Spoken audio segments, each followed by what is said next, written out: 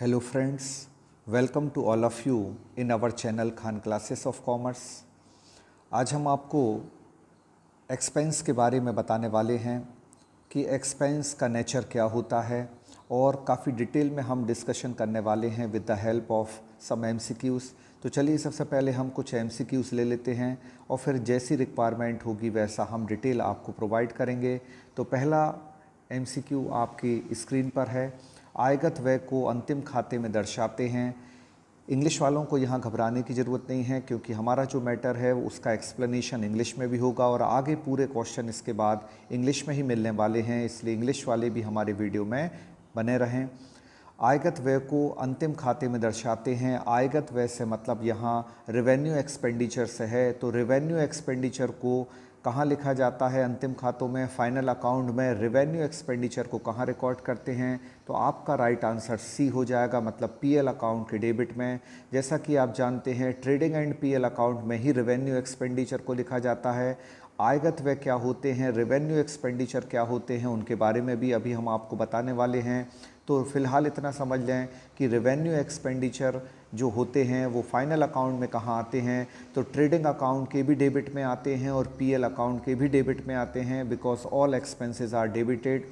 अब revenue expenditure अगर trading और पीएल अकाउंट के डेबिट में आएंगे तो कैपिटल एक्सपेंडिचर कहाँ जाएंगे? तो वो कैपिटल एक्सपेंडिचर कहाँ जाएंगे? पूंजीगत व्ययों को चिट्ठी में लिखा जाएगा, मतलब कि बैलेंस शीट में लिखा जाएगा। तो इस बात को आप याद रखिए। व्यय नेचर के आधार पर दो तरह के होते हैं, एक रेवेन्यू एक्सपेंडिचर और एक कैपिटल एक्सपेंडिचर। रेवेन्यू एक्सपेंडिचर आयगत व्यय वो होते हैं जो लेस देन 1 ईयर से रिलेटेड होते हैं, मतलब एक वर्ष के अंतर्गत जो व्यय होते हैं वो आयगत व्यय होते हैं और जिनका भविष्य में कोई फ़ायदा नहीं मिलेगा वो आयगत व्यय होते हैं। लेकिन जिन व्ययों का भविष्य में हमको फ़ायदा मिलने वाला है और फ्यूचर में जो हमें प्रॉफिट देंगे और असेट जनरेट करते हैं वो हमारे कैपिटल एक्सपेंडिचर कहलाते हैं। तो रेवेन्यू एक्सपेंडिचर 12 माह या 12 माह से कम के होते हैं, जबकि कैपिटल एक्सपेंडिचर 12 माह या 12 माह से अधिक के होते हैं। तो इस बात को आप याद रखिएगा। अब इसके बाद दूसरा क्वेश्चन स्क्रीन पर ले लेते हैं कि मूल्यह्रास क्या है, मतलब डेप्रिसिएशन क्या है। तो आपको पता है कि मूल्यह्रास जो डेप्रिसिएशन है वो आपका एक व्यय है और किस तरह का व्यय है तो समझ लें। डेप के बारे में समझ लेते हैं कि डेप क्या है। स्थायी संपत्तियों के मूल्य में होने वाली कमी को हम क्या कहते हैं? स्थायी संपत्तियों के मूल्य में होने वाली कमी को हम ह्रास कहते हैं।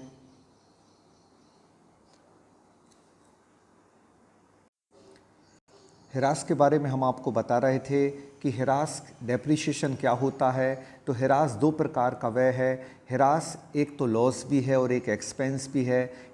स्थायी संपत्ति के मूल्य में होने वाली कमी को हम ह्रास कहते हैं।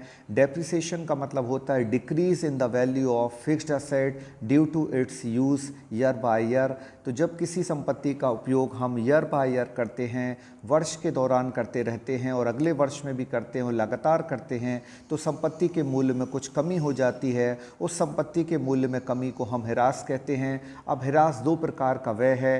ये एक नॉन कैश एक्सपेंस है। नॉन कैश एक्सपेंस का मतलब ये होता है ये गैर नगद खर्च है। अब गैर नगद खर्च इसको क्यों कहते हैं? क्योंकि ह्रास काट कर हम किसी को देते नहीं हैं, बल्कि वो ह्रास की रकम व्यापार में ही रहती है, हमारे पास ही रहती है, इसलिए ये एक नॉन कैश एक्सपेंस है। तो याद रखिए ये गैर नगद खर्च है। और इसके साथ साथ ये एक आयगत मद है। आयगत मद है क्योंकि इसका संबंध जो है एक वर्ष से है। इस एक साल का डैप लगाया, अगले साल हम प्रॉपर्टी यूज़ करेंगे तो फिर डैप लगाएंगे। तो पर्टिकुलर ये विथ इन 1 ईयर के लिए होती है, इसलिए डैप संपत्ति तो कई साल के लिए होती है लेकिन उस पर लगने वाला जो डैप होता है वो पर्टिकुलर एक ईयर से रिलेटेड होता है। और जैसा भी हमने आपको बताया एक वर्ष से संबंधित कोई भी मद होगी तो वो आयगत होगी। तो इस प्रकार से मूल्य ह्रास क्या हो जाएगा? जो ह्रास है वो आयगत हानि हो जाएगी, मतलब कि कैपिटल लॉस हो जाएगा। तो याद रखिए ये एक कैपिटल लॉस भी है और ये एक कैपिटल एक्सपेंस भी है, क्योंकि इससे हमारी एसेट की वैल्यू ईयर बाय ईयर क्या होती है? डाउन हो जाती है। अब हम स्क्रीन पर अगला क्वेश्चन ले लेते हैं। स्क्रीन पर तीसरा क्वेश्चन आप जैसा कि देख रहे हैं, प्रत्येक समायोजन की प्रविष्टि की जाती है। तो प्रत्येक समायोजन की प्रविष्टि मतलब जितने भी एडजस्टमेंट हैं वो कितने बार रिकॉर्ड होते हैं। तो आपको पता है कि जितने एडजस्टमेंट होते हैं वो 2 बार रिकॉर्ड होते हैं। ये एक सामान्य बात है कि हर समायोजन का लेखा कितने बार होता है, 2 बार होता है। तो हर एडजस्टमेंट पहली बार कहाँ आता है, ट्रेडिंग एंड पीएल अकाउंट में आता है, और दूसरी बार कहाँ आता है, बैलेंस शीट में। लेकिन इसका एक आंसर जो तीसरा दिया, जो सी दिया गया, ये भी हो सकता था, लेकिन ये आंसर तब होगा एक एडजस्टमेंट को 3 जगह भी लिखा जा सकता है, लेकिन वो एक स्पेशल एंट्री है और एक स्पेशल आपका क्या है, एडजस्टमेंट है, वो भी हम यहाँ मेंशन कर देते हैं। जैसे मान लो आपको बिजनेस में लॉस बाय फायर दिया हुआ है, तो लॉस बाय फायर का मतलब आग से हानि। अब आग से हानि होगी तो हमारा गुड्स कम होगा, और गुड्स कम होगा तो हम क्या करेंगे, सबसे पहले हम आपको क्या कम करेंगे, सबसे पहले आप अपना परचेस कम करेंगे। तो लॉस बाय फायर मतलब आग से हानि होने पर या अग्नि से हानि होने पर उसे परचेस में से कम किया जाएगा, ये पहली बार रिकॉर्ड होगा। फिर उसके बाद जो माल जल गया उससे हमारा जो पैसा डूब गया है वो बिजनेस का एक लॉस है, तो उस लॉस को लॉस बाय फायर के नाम से कहाँ लिखेंगे, लॉस बाय फायर के नाम से कहाँ लिखेंगे, पीएल अकाउंट के डेबिट में लिखेंगे। तो ये दूसरी बार रिकॉर्ड हो गया। अब तीसरी बार कब रिकॉर्ड होगा, अगर हमने गुड्स का क्या कर रखा है, इंश्योरेंस करा रखा है। तो इंश्योरेंस अगर हमारे है, इंश्योरेंस अगर गुड्स का है तो उस इंश्योरेंस होने की वजह से उसका हमको क्या मिलेगा, क्लेम मिलेगा। तो उस इंश्योरेंस क्लेम को हम कहाँ लिखेंगे, मान लो हमारा 15,000 रुपये का माल जल गया, तो 15,000 रुपये अग्नि से हानि हुई, परचेस में से 15,000 कम करेंगे, लेकिन वो 15,000 में से हमें 12,000 रुपये का इंश्योरेंस कंपनी ने क्या दे दिया, क्लेम दे दिया कि इंश्योरेंस कंपनी हमको 12,000 दे देगी। तो अब नेट लॉस हमारा कितना हुआ, 3,000। तो 3,000 आपका कहाँ आ जाएगा, पीएल अकाउंट के डेबिट में आ जाएगा। किस नाम से आएगा, लॉस बाय फायर के नाम से आएगा। और इसके बाद जो इंश्योरेंस क्लेम मिला है वो आज नहीं तो कल कैश में क्या हो जाएगा, कन्वर्ट हो जाएगा, मतलब इंश्योरेंस कंपनी से हमें पैसे मिल जाएंगे।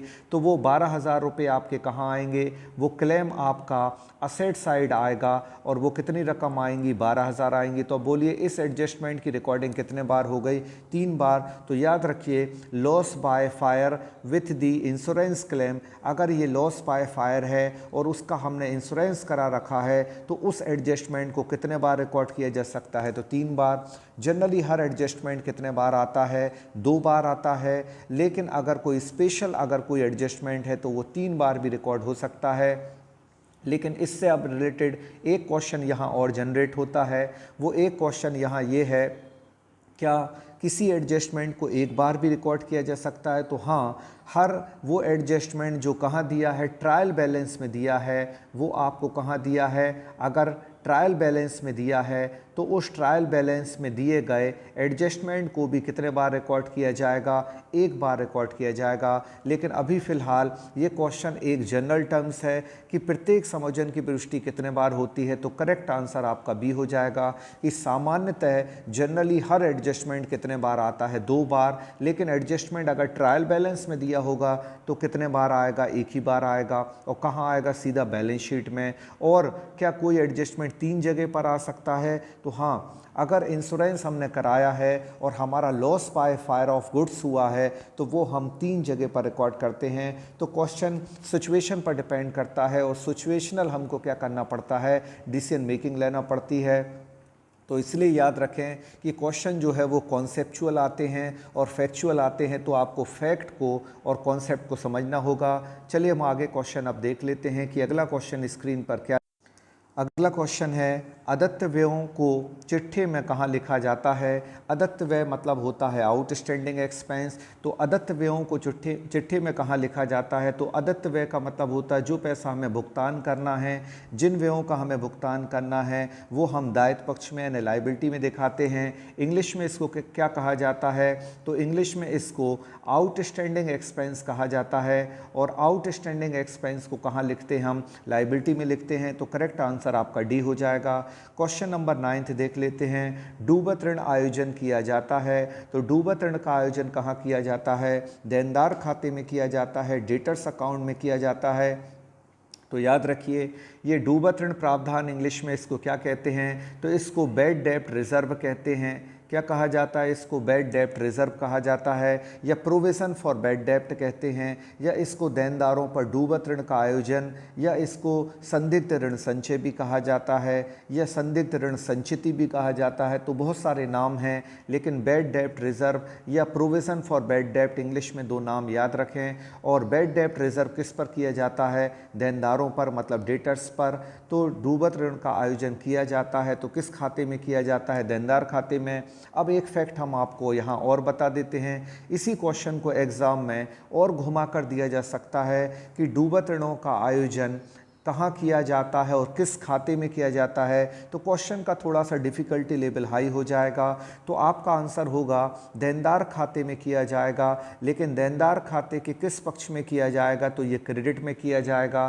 तो याद रखिए, ये देनदार खाते के तो क्रेडिट में आएगा, लेकिन अगर आपसे पूछा जाता है इस तरह क्वेश्चन कि डूबत ऋण का आयोजन पीएल अकाउंट में कहाँ किया जाएगा, तो डूबत ऋणों का आयोजन पीएल अकाउंट के डेबिट में किया जाता है। तो याद रखिए, अब एक ही क्वेश्चन को हमने 3 प्रकार से आपको बता दिया। फिलहाल क्वेश्चन था डूबत ऋणों का आयोजन कहाँ किया जाता है, या डूबत ऋणों का आयोजन किया जाता है, तो आंसर आपका देनदार खाते में हो गया। अब देनदार खाते के भी किस साइड किया जाता है, तो देनदार खाते के क्रेडिट में किया जाता है। अगर पूछ लिया जाता है ये क्वेश्चन कि ये पीएल अकाउंट ये कहाँ किया जाता है पीएल में, तो पीएल अकाउंट के कहाँ किया जाता है, डेबिट में। और आपको पता होगा हर जर्नल एंट्री 2 जगह पोस्ट की जाती है, क्योंकि ये डबल एंट्री सिस्टम बेस्ड होता है, मतलब दोहरा लेखा प्रणाली पर ये आधारित होता है। तो पीएल अकाउंट के अगर डेबिट में आया तो देनदार खाते के कहाँ जाएगा, क्रेडिट में जाएगा, क्योंकि हर खाता एक बार क्रेडिट होता है एक जगह, तो दूसरी जगह क्या होता है, क्रेडिट होता है। मतलब जब हम पोस्टिंग करते हैं तो एक अकाउंट में डेबिट में आया तो दूसरे अकाउंट में क्या जाएगा, वो क्रेडिट में जाएगा। तो पीएल के डेबिट में और डेटर्स अकाउंट के कहाँ जाएगा, ये क्रेडिट में जाएगा। आई होप ये कंप्लीटली आपको कॉन्सेप्ट समझ में आ गई होगी।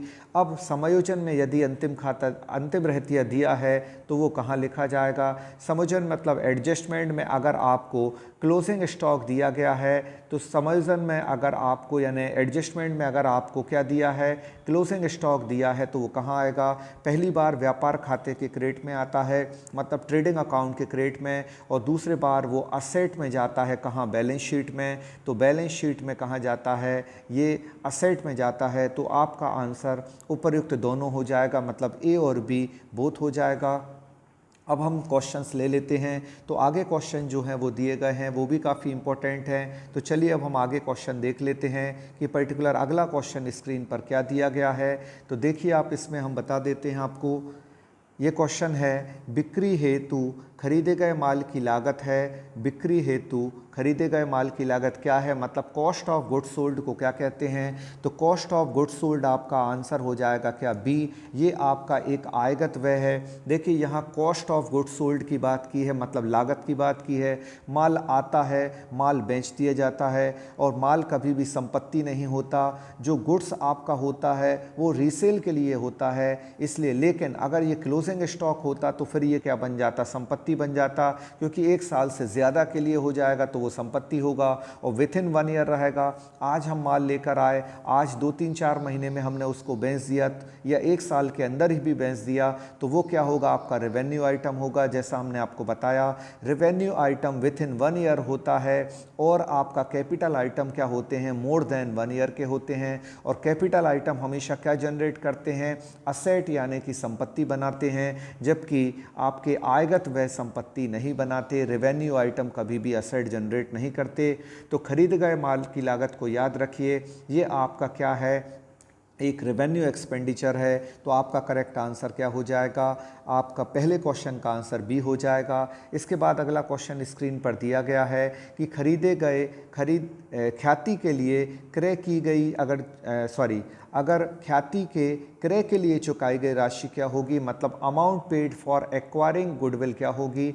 हम अगर अपनी फर्म की क्या बनाते हैं, ख्याति बनाते हैं, तो उस ख्याति बनाने के लिए जो रकम चुकाई जाती है उसको क्या कहते हैं, तो उसको पूंजीगत व्यय कहा जाता है। अब पूंजीगत व्यय क्यों कहा जाता है, ख्याति गुडविल जो है वो खुद भी असेट है, और इसको क्रिएट करने में जो भी पैसा लगेगा तो वो हमारा क्या होगा, वो हमारा कैपिटल एक्सपेंडिचर होगा। क्योंकि इस गुडविल का फ़ायदा आगे हमें कई वर्षों तक मिलता रहेगा। और जब गुडविल जो इमेज एक बार बन जाती है वो आगे कई वर्षों तक बनी रहती है। तो इस आपके पूंजीगत व्यय से क्या होगा, ख्याति को खरीदने के लिए चुकाई गई राशि क्या होगी, पूंजीगत व्यय होगी, क्योंकि इसका फ़ायदा आगे आने वाले कई वर्षों में मिलता रहेगा। और ख्याति हमारी क्या है, एक संपत्ति भी है। और ऑल असेट्स को हम क्या कहते हैं, कैपिटल आइटम्स कहते हैं। तो यहाँ आपका जो एक्सपेंडिचर है वो क्या हो जाएगा, कैपिटल एक्सपेंस हो जाएगा। अब स्क्रीन पर अगला क्वेश्चन हम देख लेते हैं कि पर्टिकुलर अगला क्वेश्चन आपको क्या दिया गया है।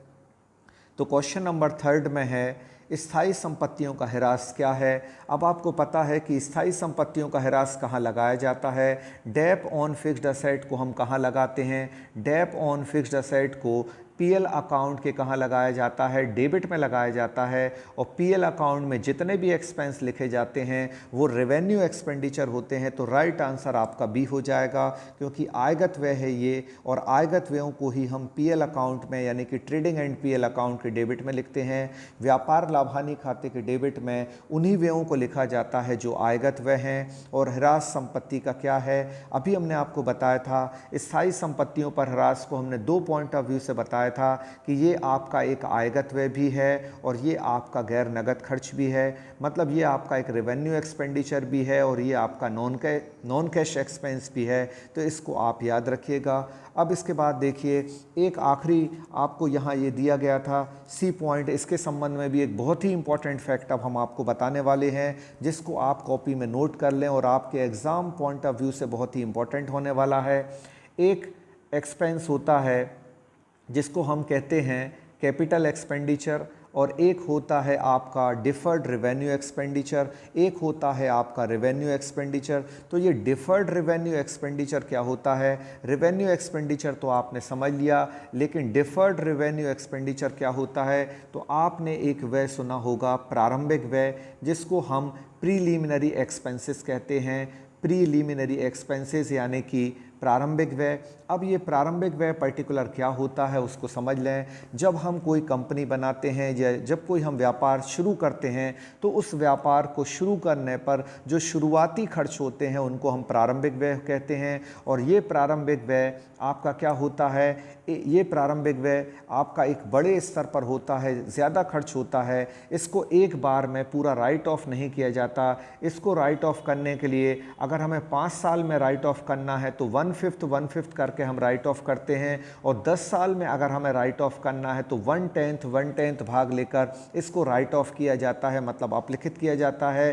तो प्रारंभिक व्यय आपका क्या है, प्रीलिमिनरी एक्सपेंसेस आपका डिफर्ड रेवेन्यू एक्सपेंडिचर है। इसको कॉपी में आप नोट कर लें कि प्रारंभिक व्यय प्रीलिमिनरी एक्सपेंसेस आपका डिफर्ड रेवेन्यू एक्सपेंस है। डिफर्ड का मतलब होता है इसको स्थगित कर दिया गया। अब कैसे स्थगन हुआ, 1/5 हमने पहले साल ले लिया, बाकी 4/5 क्या हुआ, स्थगित हो गया अगले साल के लिए। फिर 1/5 हम दूसरे साल लेंगे तो कितना बचा, फिर उसके बाद 3/5 वो अगले साल के लिए हो गया। फिर अगले साल हम 1/5 लेंगे तो अब बाकी रिमेनिंग कितना बचा, 2/5, वो अगले साल के लिए क्या हो गया, डिफर्ड हो गया। तो जिसको हम स्थगित कर सकते हैं, टाल सकते हैं, अगले वर्ष में ले जा सकते हैं, उसको हम क्या कहते हैं, डिफर्ड रेवेन्यू एक्सपेंडिचर कहते हैं। और प्रारंभिक व्यय आपका एक डिफर्ड रेवेन्यू एक्सपेंडिचर है, मतलब प्रीलिमिनरी एक्सपेंसेस आपका डिफर्ड रेवेन्यू एक्सपेंडिचर है।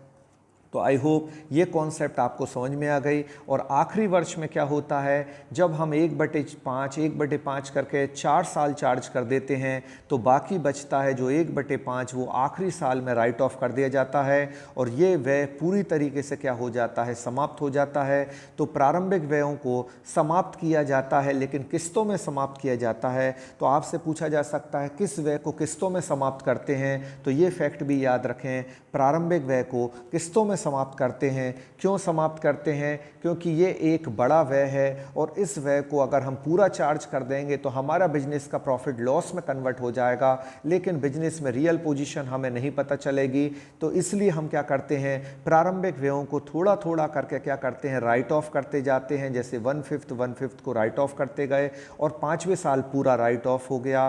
तो इसका स्थगन होने के कारण इसको डिफर्ड रेवेन्यू एक्सपेंडिचर कहते हैं। तो आई होप ये कॉन्सेप्ट कॉन्सेप्ट आपको पूरी तरह से समझ में आ गई होगी। अब हम यहाँ आगे आपको बता देते हैं कि अगला व्यय आपका क्या दिया गया है, अगला आपका एमसीक्यू क्या है वो देख लेते हैं। इसके पहले हम आपसे कुछ डिस्कस भी करना चाहते हैं, तो 2 मिनट में जल्दी से डिस्कशन आप समझ लें।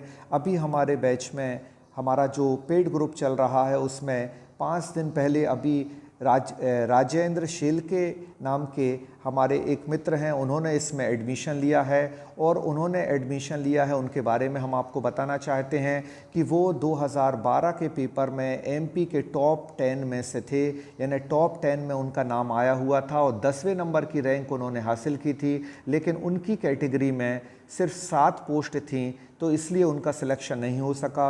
उन्होंने भी हमारे बैच को ज्वाइन कर लिया है। उन्होंने हमारी क्वालिटी ऑफ कंटेंट देखा और हमारी कंटेंट की क्वालिटी को देखकर हमारे बैच को ज्वाइन कर लिया है। तो हमने ये इसलिए डिस्कस किया है कि लोग हमारी क्वालिटी को पहचान रहे हैं और ये भी लोग हमें बता रहे हैं कि जब हम इतना सारा आपको पब्लिकली बता रहे हैं तो पेड कोर्स में इससे कहीं ज़्यादा हम प्रोवाइड कर रहे हैं, क्योंकि उनके प्रति हमारी जिम्मेदारियां और ज़्यादा हैं। तो जिन लोगों ने अभी तक हमारे कोर्स को ज्वाइन नहीं किया है वो हमारे कोर्स को और ऐसी प्रैक्टिस सीरीज़ पाने के लिए, पीडीएफ फाइल पाने के लिए और वीडियो लेक्चर पाने के लिए हमारे पेड कोर्स को ज्वाइन करें। ये पेड कोर्स सिर्फ ज्वाइनिंग कर सकते हैं आप इसी मंथ में, अगस्त में, क्योंकि इसके बाद कोई एडमिशन नहीं लिया जाएगा। इसलिए नहीं लिया जाएगा क्योंकि इतना सारा जब मटेरियल हो जाएगा तो आपको वो प्रोवाइड करने में हमें काफ़ी परेशानी होगी। इसलिए जिन लोगों को भी हमारे पेड कोर्स को ज्वाइन करना है वो जल्दी से ज्वाइन कर लें। तो चलिए अब हम ठीक है जल्दी से ये क्वेश्चन देख लेते हैं कि 4th क्वेश्चन पर्टिकुलर आपको क्या दिया गया है कि हाल में क्रय की गई पुराने कार के प्रयोग के पूर्व मरम्मत का खर्च क्या होगा। तो अब एक बहुत ही इंपॉर्टेंट लॉजिक हम आपको बताने वाले हैं। कार देख लेते हैं। कार यहाँ पुरानी है और उसको प्रयोग करने के पूर्व बनाने के लिए उस पर मरम्मत का खर्च करना पड़ेगा। तो बताइए, कार अभी मान लो क्या है कि बंद हालत में है, उसको चालू हालत में लाने के लिए, उस सेकंड हैंड कार को चालू हालत में लाने के लिए हमें क्या करना पड़ेगा? रिपेयरिंग। तो ये रिपेयरिंग क्या है? तो देखिए, रिपेयरिंग जनरली रेवेन्यू एक्सपेंडिचर होता है जनरली, लेकिन अगर सेकेंड हैंड कार को चलाने लायक बनाने के लिए अगर कोई हमने रिपेयरिंग एक्सपेंस किया है, मरम्मत व्यय, तो वो क्या हो जाएगा? आपका पूंजीगत व्यय। तो याद रखिए, पुरानी कार या सेकेंड हैंड कार पर अगर रिपेयरिंग दिया जाता है उसको चालू योग बनाने के लिए, तो वो कैपिटल एक्सपेंडिचर होता है। याद रखिए, अगर कार नई होती और नई कार में 2-3 महीने के बाद कुछ रिपेयरिंग निकल आता तो वो आपका कौन सा होता? रेवेन्यू एक्सपेंडिचर होता। लेकिन बात यहाँ पुरानी कार की हो रही है। देख ले, यहाँ शर्त लगी है कि पुरानी कार है और उसको प्रयोग योग्य बनाना है, यानी इसका फ़ायदा फ्यूचर में हमें आगे तक मिलेगा। तो ये एक्सपेंडिचर हमारा क्या हो जाएगा? कैपिटल एक्सपेंडिचर हो जाएगा। तो इस तरीके से क्वेश्चन घुमाकर पूछे जाते हैं, इसलिए आपको कॉन्सेप्चुअल तैयारी करना है। अब हम आगे देख लेते हैं अगला क्वेश्चन क्या है। तो देखिए, एक मशीन की मरम्मत पर 10,000 रुपये व्यय को क्या माना जाएगा? तो रिपेयरिंग ऑन मशीनरी को हम क्या मानते हैं? तो हमने आपको बताया कि जनरली क्या मानते हैं? रेवेन्यू एक्सपेंडिचर मानते हैं। जनरली मरम्मत अगर दिया होगा, रिपेयर्स अगर आपको दिया होगा, तो उस रिपेयर को आप क्या मानेंगे? उस रिपेयर्स को आप रेवेन्यू एक्सपेंडिचर मानेंगे। लेकिन रिपेयरिंग अगर ओल्ड मशीन पर होगी, सेकेंड हैंड मशीन पर होगी, तो वो आपका क्या होगा? कैपिटल एक्सपेंडिचर होगा, जैसा आपने ऊपर देखा। तो देखिए, सिचुएशन बदल जाती है तो नेचर भी बदल जाता है और आंसर भी बदल जाता है। तो आपको सिचुएशन को समझना है और उसके बाद फिर डिसीजन मेकिंग करना है। अगला क्वेश्चन हम स्क्रीन पर अब ले लेते हैं कि अगला पर्टिकुलर क्वेश्चन आपको क्या दिया गया है। तो देखते हैं अगला क्वेश्चन आपके लिए क्या है। अगला क्वेश्चन आपके पास है कि अशोध ऋण जो पिछले वर्ष डूब गए थे, अगर उनकी राशि को हमने प्राप्त कर लिया तो क्या होगा?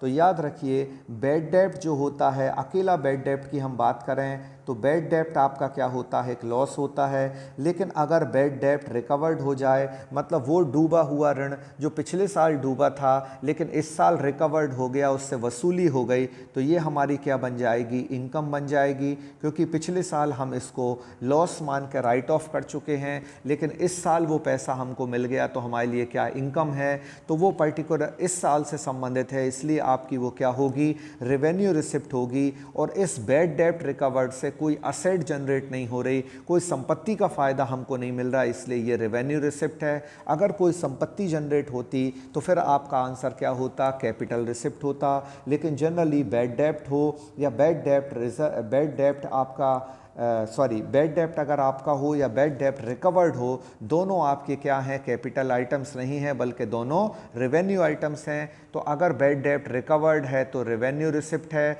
और अगर अकेला बैड डेप्ट दिया होता तो वो रेवेन्यू एक्सपेंडिचर होता। तो इस बात को आप याद रखिए। एक डूबत ऋण होता है और एक डूबत ऋण की वसूली होती है। डूबत ऋण हमारा आयगत व्यय है, जबकि डूबत ऋणों की वसूली हमारी क्या है, आयगत प्राप्ति है। तो इसको याद रखिएगा।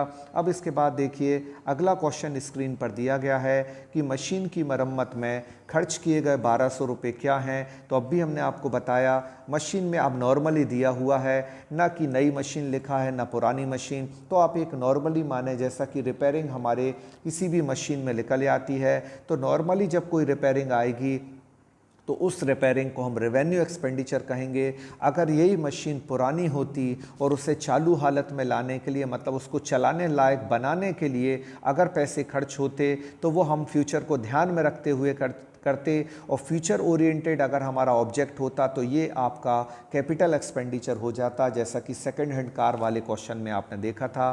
तो आई होप ये क्वेश्चन आपको समझ में आ गए हैं। अब कुछ क्वेश्चंस और हैं, ये स्क्रीन पर आखिरी 3 क्वेश्चंस और देख लेते हैं कि अगले 3 क्वेश्चन क्या हैं।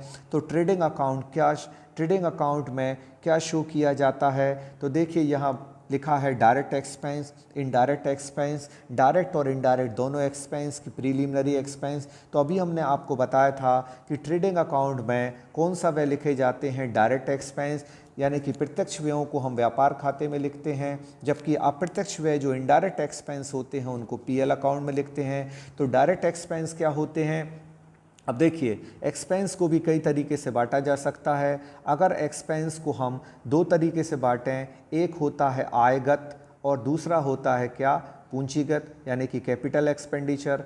तो ऐसा एक्सपेंडिचर जो 1 साल से कम के लिए है, मतलब विथ इन 1 ईयर है, 1 वर्ष के अंतर्गत आता है, तो 1 वर्ष के अगर अंदर आता है तो वो आयगत होगा, और 1 वर्ष से अगर ज़्यादा का होगा तो वो क्या हो जाएगा, पूंजीगत। पूंजीगत वह संपत्ति क्रिएट करता है, मतलब असेट जनरेट करता है, लेकिन आयगत वह आपका संपत्ति क्रिएट नहीं करता। तो ये दोनों की पहचान हो गई। अब हम एक एग्जाम्पल आपको बताते हैं। जैसे जब हम मकान बना रहे हैं तो मकान बनाने में हमने बिजली फिटिंग कराई, तो बिजली फिटिंग, जो बिजली की फिटिंग होती है, इलेक्ट्रिक फिटिंग, वो एक ही बार होगी और उसका यूज़ हम बार बार करेंगे। तो जो चीज़ बार बार यूज़ होगी, खर्च एक बार होगा, उसको हम पूंजीगत व्यय कहते हैं। लेकिन आयगत व्यय क्या होता है, एक बार खर्च करोगे तो एक बार फ़ायदा मिलेगा, अगले बार खर्च करना है, अगले बार फ़ायदा लेना है तो अगले बार फिर से खर्च करना पड़ेगा।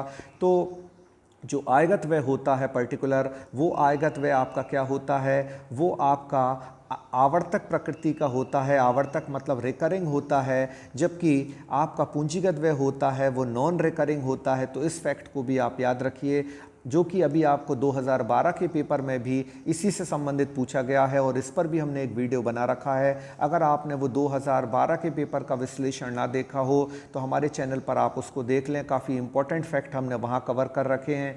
फिलहाल हम आपको बता रहे थे कि आयगत व्यय 1 साल के अंदर और पूंजीगत व्यय 1 साल से ऊपर का होता है। हम बिजली की फिटिंग का एग्जाम्पल दे रहे थे।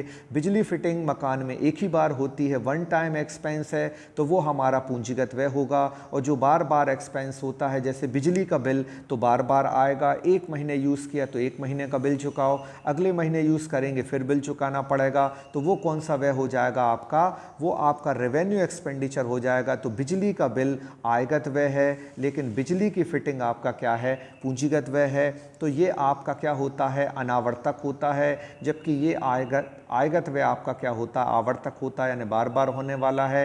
ये बार बार ना होने वाला है। इसमें ज़्यादा बड़ी रकम खर्च होती है और इसमें थोड़ी थोड़ी सी रकम थोड़े थोड़े अमाउंट में खर्च होती है। जनरली ऐसा होता है। अब इसके बाद स्क्रीन पर अगला क्वेश्चन है, the transaction shown in PL account. PL account में क्या लिखा जाता है। तो पीएल अकाउंट में याद रखिए रेवेन्यू एक्सपेंस भी लिखे जाते हैं और रेवेन्यू इनकम भी लिखी जाती है, क्योंकि कैपिटल एक्सपेंडिचर तो वैसे भी यहाँ नहीं लिखा जाता और कैपिटल प्रॉफिट भी पीएल अकाउंट में नहीं लिखा जाता। तो बाकी के 3 ऑप्शन में आप देखिए कैपिटल आया है, कैपिटल आया है, कैपिटल आया है, जबकि कैपिटल आइटम पीएल अकाउंट में रिकॉर्ड नहीं होता। कैपिटल आइटम कहाँ रिकॉर्ड होते हैं? बैलेंस शीट में 3 जगह कैपिटल आया था, तो देखिए तीनों को हमने क्या कर दिया, क्रॉस कर दिया। तो राइट आंसर आपका क्या हो जाएगा? सी, क्योंकि रेवेन्यू एक्सपेंडिचर डेबिट किए जाते हैं और रेवेन्यू इनकम को पीएल अकाउंट में क्रेडिट किया जाता है। तो करेक्ट आंसर आपका तीसरे क्वेश्चन का सी हो जाएगा। अब इसके बाद क्रोनोलॉजिकल ऑर्डर में पूछा गया है कि कौन सा प्रॉफिट पहले आता है, मतलब क्रम में कौन सा प्रॉफिट पहले और कौन सा प्रॉफिट बाद में आता है। तो याद रखिए सबसे पहले आपका जीपी आता है, ग्रॉस प्रॉफिट, जिसको सकल लाभ कहते हैं, फिर ऑपरेटिंग प्रॉफिट आता है और फिर उसके बाद नेट प्रॉफिट कैलकुलेट होता है। तो ये क्रम होगा, ये 1 नंबर पर, ये 2 नंबर पर और ये 3 नंबर पर। इसको देख लेते हैं कहाँ दिया है। तो ग्रॉस प्रॉफिट आपको पहले नंबर पर है, ऑपरेटिंग प्रॉफिट बाद में है और फिर नेट प्रॉफिट है। तो करेक्ट आंसर आपका क्या हो जाएगा? सी हो जाएगा। तो आई होप जो आज हमने आपको बताया ये आपके एग्ज़ाम पॉइंट ऑफ व्यू से आपके लिए काफ़ी यूज़फुल होने वाला है। और हम आपसे एक बार फिर कहेंगे कि जिन लोगों ने अभी तक हमारे पेड कोर्स को ज्वाइन नहीं किया है, वो अगर पेड कोर्स ज्वाइन करने का मन बना रहे हैं तो जल्दी से इस मंथ में ज्वाइन कर लें, क्योंकि अगले मंथ में कोई भी एडमिशन नहीं हो पाएगा, कोर्स आगे बढ़ जाएगा तो फिर इतना मटेरियल हम आपको एक बार में प्रोवाइड नहीं कर पाएंगे। इसलिए अगस्त तक में आपके एडमिशन हो सकते हैं। इसलिए जिन लोगों को भी एडमिशन लेना है वो ले लें। और एक बिल्कुल सिंपल सी कॉन्सेप्ट है कि जब इतना कुछ जब हम पब्लिकली प्रोवाइड कर रहे हैं तो डेफिनेटली हम पेड ग्रुप में काफ़ी कुछ आपको प्रोवाइड करने वाले हैं और आपके लिए हमारा कोर्स जो है बहुत ही बेनिफिशियल होने वाला है। अगर आप भी हमारे बैच को ज्वाइन करना चाहते हैं तो जल्दी से ज्वाइन कर लें। आज तक के लिए बस इतना ही। Thank you so much to all of you.